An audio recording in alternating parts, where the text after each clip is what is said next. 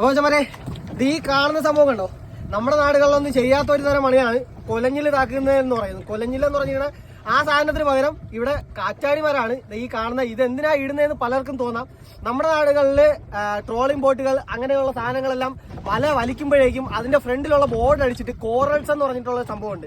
അതായത് കടലിന്റെ അടിയിലുള്ള പവിഴപ്പൊറ്റികൾ, ആ പവിഴപ്പൊറ്റികൾ നശിച്ചു പോകും. നശിച്ചു പോകുന്ന സമയത്ത് അവിടെ താമസിച്ചിരുന്ന കണവകൾ, അതായത് തോട് കണവ എന്നൊക്കെ പറയും, കൂട്ടത്തോടെ സഞ്ചരിച്ച് ഇതുപോലുള്ള കൂടുകളെ തിരക്കി നടക്കും. അതായത് കോറൽസിനെ തന്നെ തിരക്കി നടക്കും.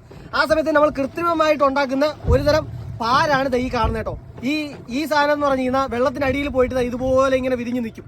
ഈ വിരിഞ്ഞു നിൽക്കുമ്പോഴേക്കും അതിന് കൂടാക്കാൻ പറ്റിയ ഒരു സ്ഥലമാണ്. അപ്പൊ ഈ സാധനം കണ്ടിട്ട് അതിന് കൂടാക്കാൻ തോന്നി ആ സ്ഥലത്ത് വന്ന് കണവകൾ മുട്ടയിട്ട് വളരും. അപ്പോൾ അങ്ങനെയുള്ള ഒരു സംഭവമാണ് ഈ കൃത്രിമമായി ഉണ്ടാക്കുന്നത്. ഇതിന്റെ അടിയിൽ മണ്ണാണ്. മണ്ണിൽ ഈ ചെടി കെട്ടി നമ്മൾ വെള്ളത്തിലോട്ട് വിടും. അപ്പൊ വെള്ളത്തിലോട്ട് വിടുന്ന സമയത്ത് ഇങ്ങനെ തന്നെ പോകും, അങ്ങനെ തന്നെ കുത്തി നിൽക്കും.